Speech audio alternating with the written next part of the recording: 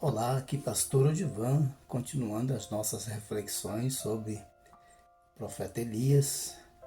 Hoje, 1 Reis capítulo 18, versículo 1, diz assim as Escrituras: Muito tempo depois, no terceiro ano, portanto foram 3 anos de chuva, no terceiro ano veio a palavra do Senhor a Elias, dizendo: Vai, apresenta-te ao rei Acabe, porque darei chuva sobre a terra. Então Elias vai ao rei Acabe, como abordamos no vídeo passado. A razão de ser do profeta é a palavra do Senhor. Ele tanto entrega a mensagem do Senhor fielmente, assim como Deus o entregou, como também ele obedece à palavra do Senhor.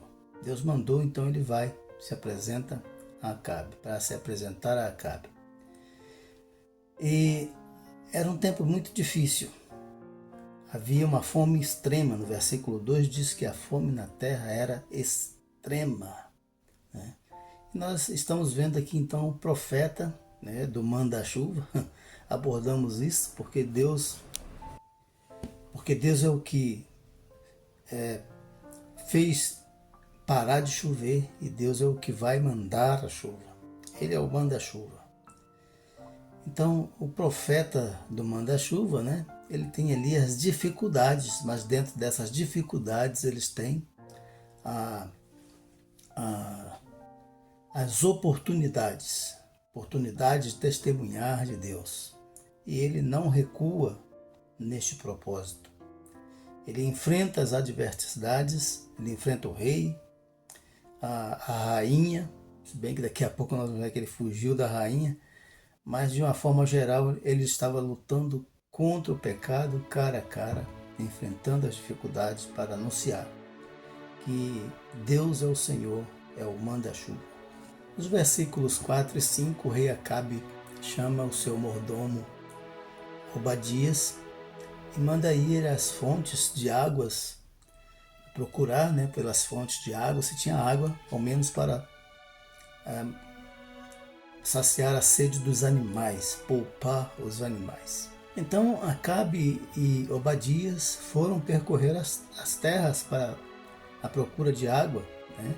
Se dividiram, foram cada um por um caminho diferente, procurando essas fontes de água, até que Obadias encontra, ou seria o contrário, Elias encontra Obadias. E aí manda Obadias informar ao rei Acabe que ele, Elias, ia se apresentar diante do rei.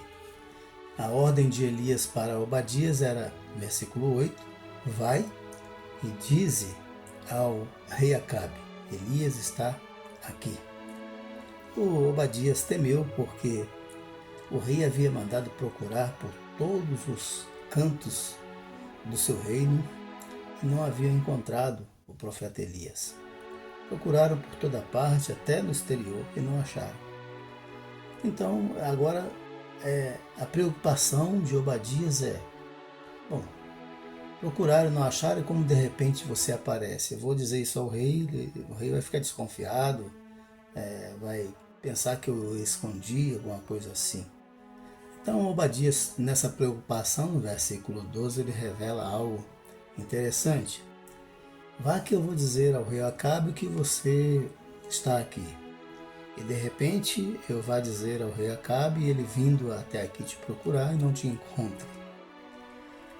Aí aquela crença, vem o Espírito do Senhor, talvez te arrebate daqui, te leva para outro lugar, então eu passo como mentiroso, o que o rei Acabe vai fazer comigo, Então havia essa crença de que o profeta de Deus era conduzido totalmente pelo Espírito do Senhor, de tal forma que o Espírito do Senhor podia tirar o seu profeta de um local e levar transportar para o outro milagrosamente.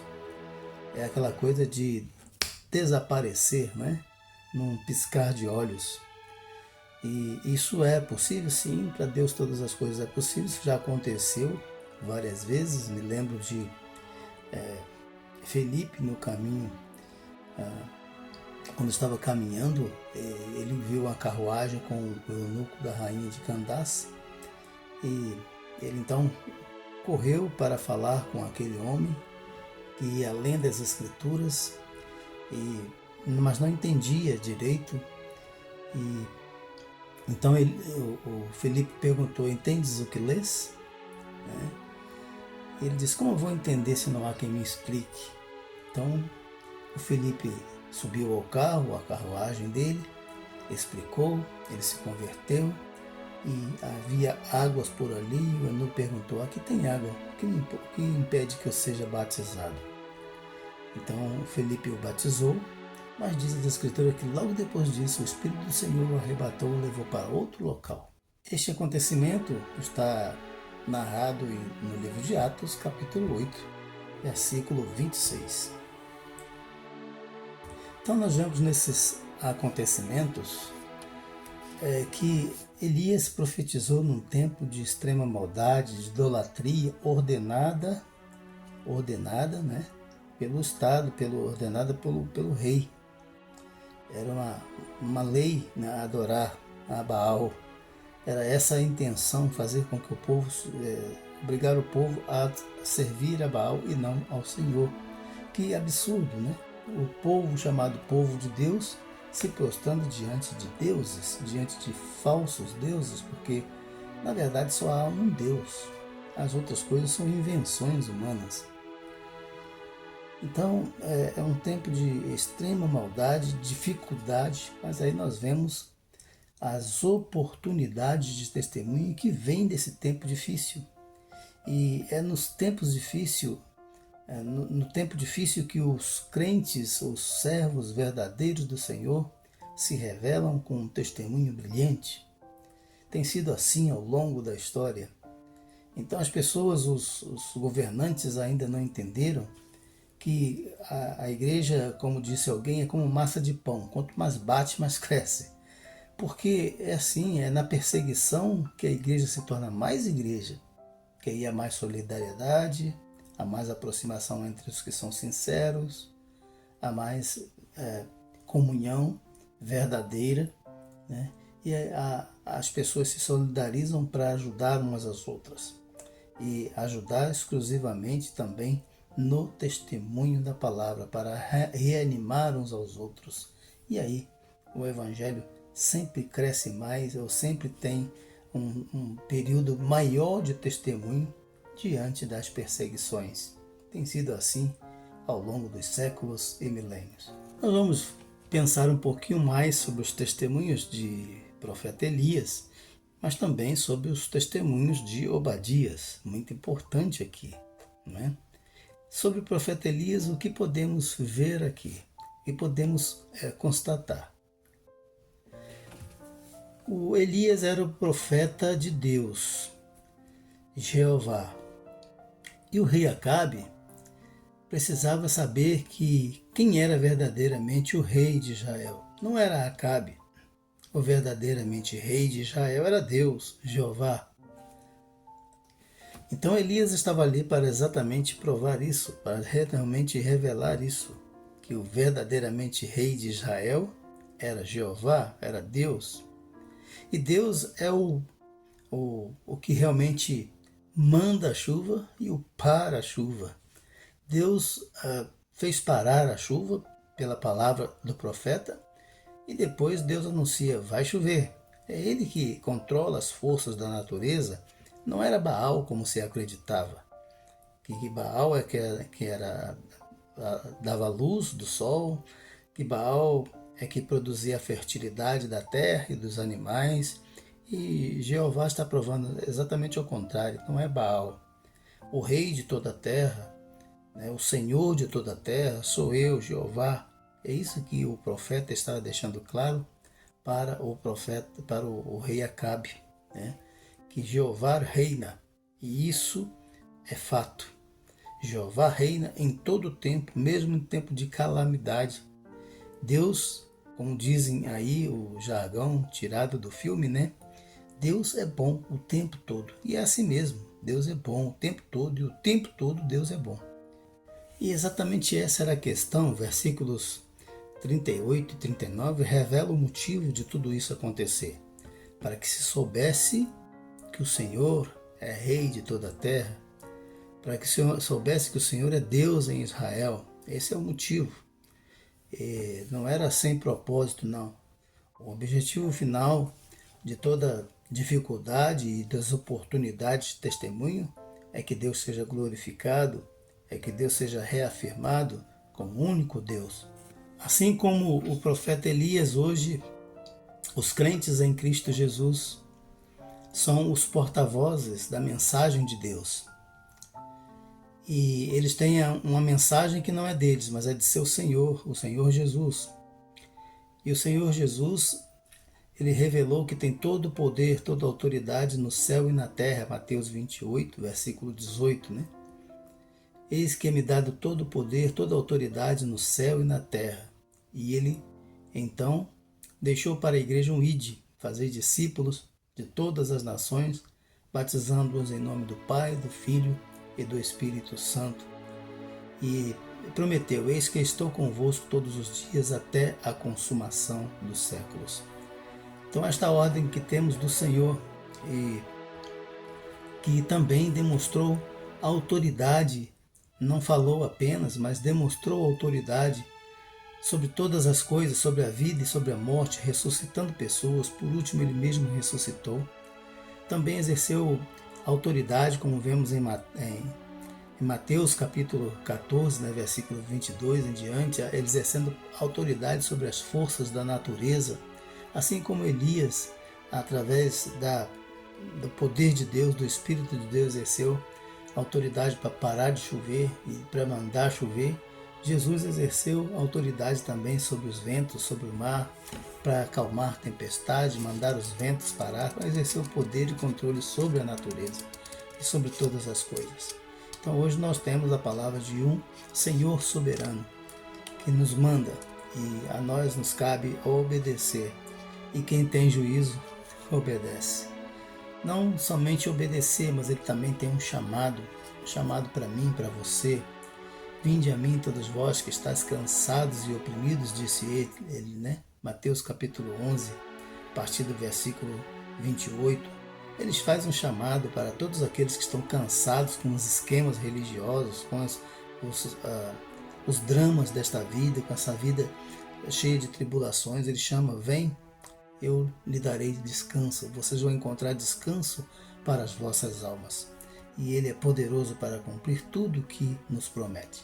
Assim como o Espírito do Senhor deu poder a Elias para enfrentar os Baalins, as Acerins e todas as idolatrias, as rebeldias do povo daquele tempo, inclusive do rei, hoje a igreja tem o Espírito de Deus, o Espírito Santo, que ajuda na divulgação da mensagem, no testemunho da mensagem, na pregação do Evangelho. A nós só nos cabe sermos, assim como foi Elias, sermos fiéis. E a vitória é dos fiéis. Sejamos fiéis ao Senhor. Agora, com respeito ao testemunho de Obadias, foram mais de 3 anos sem chuvas. 3 anos e meio. Como a gente poder saber disso, né? Jesus, em Mateus capítulo 4, versículo 25, revela que foram 3 anos e meio sem chuva. E naquele tempo foi um tempo de extrema fome em Samaria. Calcula-se que o profeta Elias tenha se apresentado ao rei Acabe antes do período das chuvas, antes daquele período do ano que chove e que a terra produz.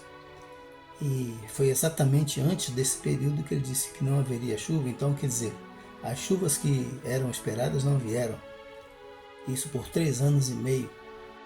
E significa que agravou-se ainda as necessidades, as dificuldades, porque então a terra não tinha nenhuma provisão não tinha nenhuma reserva de provisão e por isso a fome era extrema mesmo.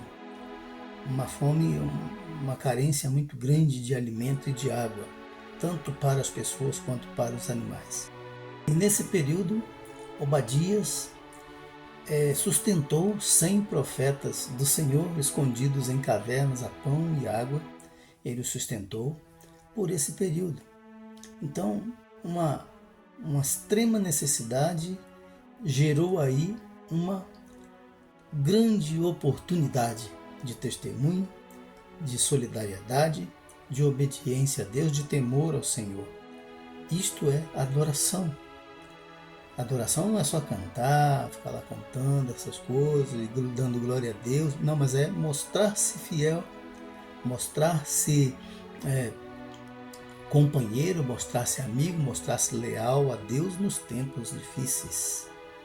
Ajudar a comunidade em tempos difíceis, isto é adoração, a verdadeira adoração a Deus. Então Obadias fez daquela época de extrema necessidade, de calamidade, ele tomou aquela oportunidade como uma oportunidade de adoração, de louvor a Deus, prestando serviço aos profetas do Senhor, reconhecendo que eram homens de Deus.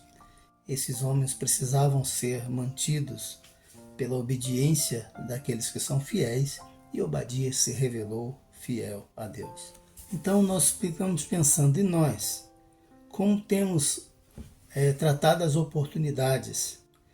Nós estamos reclamando das dificuldades ou estamos transformando as dificuldades em oportunidades de glorificar o nome do Senhor?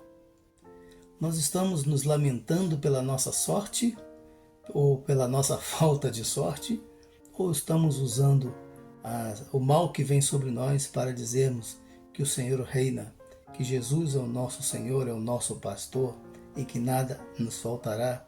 Nós estamos dizendo o que para o mundo, né? Estamos anunciando o que através das nossas dificuldades, nos tempos de calamidade, porque eu ouço desde menino que o Brasil vive em crise constante.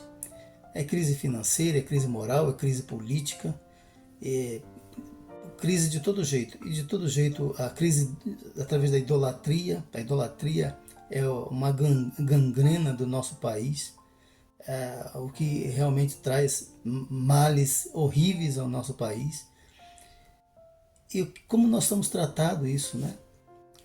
Nós estamos falando como o profeta Elias, anunciando que Jesus Cristo é o único caminho, que as pessoas abandonem a idolatria, que as pessoas abandonem o pecado e sirvam a Deus. É isso que devemos fazer, com toda a coragem, com todo o respeito, mas também com toda a coragem, com toda a ousadia no Senhor.